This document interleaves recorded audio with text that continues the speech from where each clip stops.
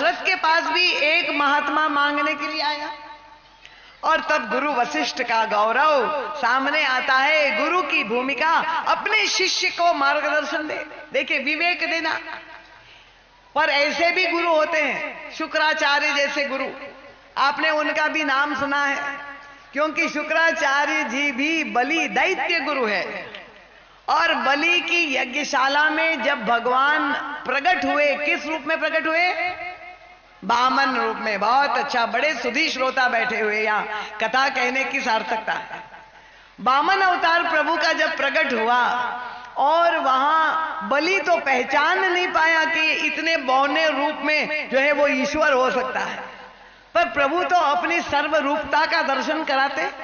इतने छोटे रूप में आए और बलि जो दान देने के लिए बैठा हुआ था, मैंने कहा दान देना ये हमारा प्रत्येक व्यक्ति का कर्तव्य है, धर्म है। और बलि ने सारे संसार पर विजय प्राप्त करने के बाद यज्ञ और दान करने का निर्णय किया और मांगने के लिए भगवान स्वयं याचक बन करके आ गए।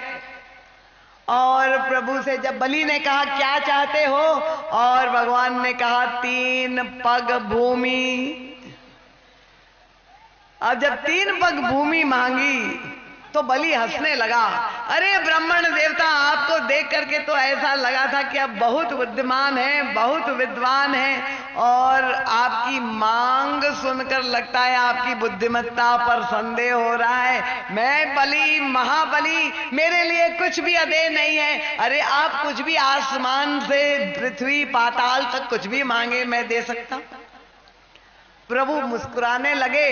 वो समझ नहीं पाया था, बलि पहचान नहीं पाया था ये सामने बौने रूप में कौन है, पर शुक्राचार्य जी का ध्यान गया, दैत्य गुरु का, और उन्होंने देखा ये बड़ी विचित्र मांग है। ध्यान से देखा, पहचान गए, ओहो ये कोई साधारण ब्राह्मण देवता नहीं, साक्षात भगवान विष्णु प्रकट हुए हैं यज्ञशाला में, बलि की यज्ञशाला में दान लेने के लिए आए।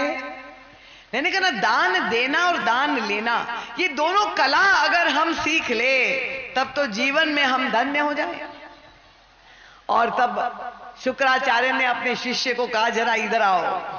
यज्ञ मंडप से उठ करके हट के पीछे ले गए और पहला प्रश्न पूछा, बलि तुम जानते हो ये जो आया है वो कौन है? बलि ने कहा नहीं महाराज, मैं तो समझ रहा हूं कोई साधारण ब्राह्मण विद्वान है, प्रकांड विप्र देवता पधारे हैं। उनका नहीं बलि, ये कोई साधारण ब्राह्मण नहीं है, साक्षात भगवान आए हैं। बलि तो गदगद हो गया और लेट गया गुरु के चरणों में, दोनों चरण कस के पकड़ लिए उनका। इसीलिए तो गुरु का स्थान भगवान से भी बड़ा है। गुरु गोविंदो खड़े काके लागो पाए, बलिहारी गुरु आपने जिन गोविंदियो लखा। भगवान का दर्शन हो गया, गदगद हो गया बलि, गुरु के प्रति अनुग्रहित हो गया चरणों में।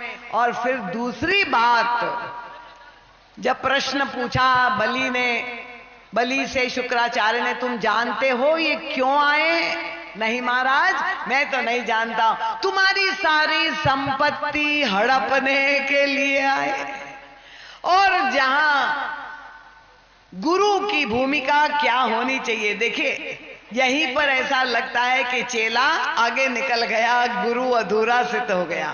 इसलिए मैं ये 2 प्रकार के गुरु भी संत समाज में जो होते हैं, शुक्राचार्य जैसे भी गुरु होते हैं। उसने कहा बलि तुम चल करके मना कर दो, तुम नहीं दोगे, तुम दान नहीं दोगे।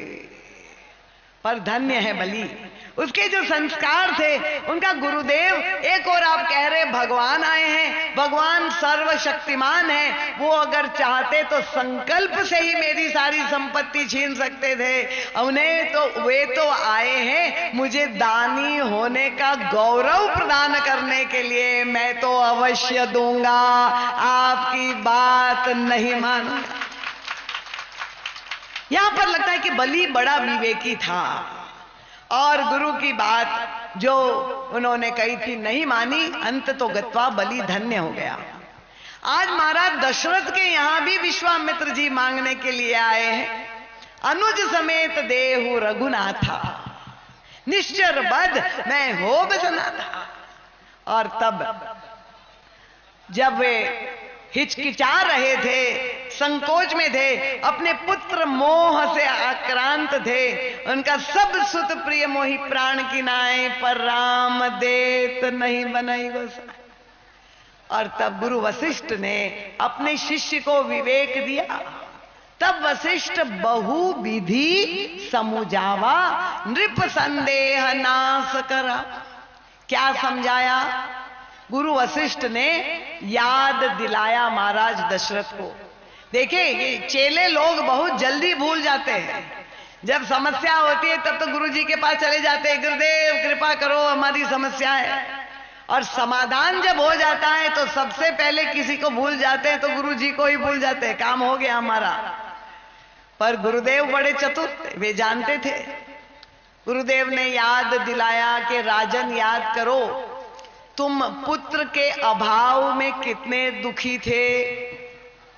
उस समय की याद कराई गुरु वशिष्ठ ने। एक बार भूपति मन माही, भय गलानी मोरे सुत नाही।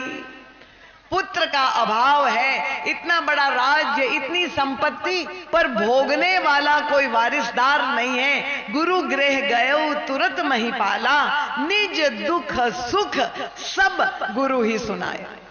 सारा दुख और सुख गुरुदेव को सुनाया। गुरुदेव आपकी कृपा से इतनी सुख संपत्ति है, पर दुख इससे भी बड़ा है, क्योंकि उसको भोगने वाला कोई नहीं है। अब वशिष्ठ उस समय देखिए, गुरु की कितनी दिव्य भूमिका। जो पूर्ण गुरु होता है, सदगुरु होता है, वो क्या करता है?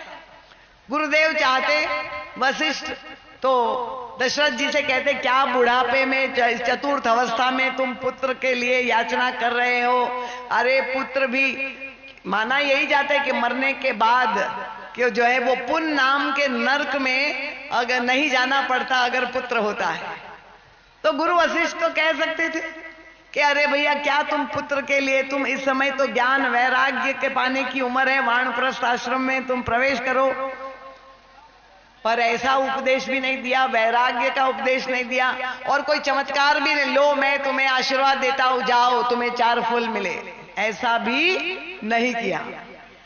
क्या किया गुरु वशिष्ठ? बड़े विवेकी। उसने कहा महाराज आपके अंदर पुत्रैषणा है, पुत्र पाने की इच्छा है, ठीक है, एक काम करना होगा। क्या? यज्ञ करना होगा। कामना अपने शिष्य के हृदय में है, उस कामना को धर्म की दिशा में मोड़ दिया गुरुदेव ने, धर्म से जोड़ दिया। तुम यज्ञ करो, पुत्रेष्ठ यज्ञ करो, और यज्ञ के परिणाम से तुम्हें फल मिलेगा। तो इसका मतलब कि वो यही यजमान अपना पुत्र का जो है यज्ञ के आचार्य बनना चाहते थे, इसलिए यज्ञ की कुछ कमाई हो? नहीं नहीं। वशिष्ठ जी ने कहा मैं आचार्य नहीं बनूंगा, श्रृंगी ऋषि वशिष्ठ बुलावा, पुत्र काम शुभ यज्ञ करा। पुत्रेष्ठ यज्ञ किया, और क्या हुआ? अग्निदेव प्रकट हुए, चरु पात्र लेकर के अपनी रानियों में बांटा, और धन्य हो गए दशरथ जी। रामनवमी के दिन 4 रूप में प्रभु प्रकट हो गए। अब गुरु वशिष्ठ अपने शिष्य को याद दिला रहे हैं, राजन आप पुत्र के अभाव से दुखी थे। जी महाराज। कैसे मिले? एक यज्ञ के द्वारा मिले पुत्र। किसकी कृपा से मिले? एक महात्मा की कृपा से 4 पुत्र मिले। उनका बिल्कुल ठीक है। तो तुम ऋणी हो, तुम जो है ऋषियों का तुम पर ऋण है, यज्ञ का तुम पर ऋण है। जिस महात्मा की कृपा से, जिस यज्ञ की कृपा से तुम्हें 4 फल मिले, आज दूसरे महात्मा का यज्ञ संकट में है तो 2 भी नहीं दोगे? आधा तो दो, 4 मिले, अरे 2 को दे करके तो देखो। देखिए यही संत विवेक देते हैं। तुम ऋणी हो, तुम्हें उपकार, तुम्हारे ऊपर उपकार है, 4 फल मिले, अरे आधा तो देकर देखो। और साथ में ये भी कह दिया कि तुम जो दोगे 2 पुत्र को तो हानि में नहीं रहोगे, लाभ में ही रहोगे, लाभ के सिवा कुछ नहीं। और क्या हुआ? अब गुरु वशिष्ठ ने जो विवेक दिया, इसे महाराज दशरथ का पुत्र मोह तो थोड़ा कम हुआ, विवेक जागृत हुआ, और तब उन्होंने श्री राम और लक्ष्मण को सौंप दिया। गुरु विश्वामित्र की यज्ञ के संरक्षण के लिए प्रभु अयोध्या छोड़ करके निकल गए, चले गए, और वो महात्मा का यज्ञ ही पूर्ण नहीं किया। जब विश्वामित्र जी का यज्ञ सुरक्षित हो गया तो लौटा देना चाहिए था ना भगवान को वापस अयोध्या, पर विश्वामित्र जी ने लौटाया नहीं। उनका रामभद्र, संसार में जहां जहां यज्ञ होंगे वहां वहां तुमको बिना बुलाए जाना पड़ेगा। एक दूसरे महात्मा यज्ञ कर रहे हैं, कहा जनकपुर में यज्ञ हो रहा है, धनुष यज्ञ सुनी रघुकुल नाथा, हर्षि चले मुनिवर के साथ। भगवान राम फिर विश्वामित्र जी के साथ महाराज जनक के यज्ञ की में सम्मिलित होने चले गए। और अंत तो गत्वा क्या हुआ, जब भगवान श्री राम का दिव्य मंगलमय परिणय संपन्न हुआ, चारों भाइयों का विवाह हुआ, और जब लौट करके वापिस अयोध्या आए महाराज दशरथ, तो गुरु वशिष्ठ ने उनकी ओर देख करके स्मरण दिलाया, देखिए मैंने आपसे कहा था कि तुम बहुत लाभ में रहोगे, तुमने 2 पुत्र दिए और आज 8 लेकर के वापस आ रहे हो, 4 पुत्र और 4 पुत्र वधू, ये तुम्हारा अति कल्याण हो गया। तो इस तरह से जो मानसिक दरिद्रता होती है, बौद्धिक दरिद्रता, उसकी व्याख्या करने का समय नहीं है। संत मिलन सम सुख जग नाहि। संत हमारी इन वैचारिक जो दीनता है, दरिद्रता है, संकीर्णता है, जो भ्रामक धारणाएं हैं हमारे अंतःकरण में, जिसके कारण हम दुख पाते हैं, उन सारी भ्रांतियों को, हमारी अज्ञानता को नष्ट कर देते हैं, जिससे दुख का निवारण हो जाता है। श्री राम किंकर प्रभु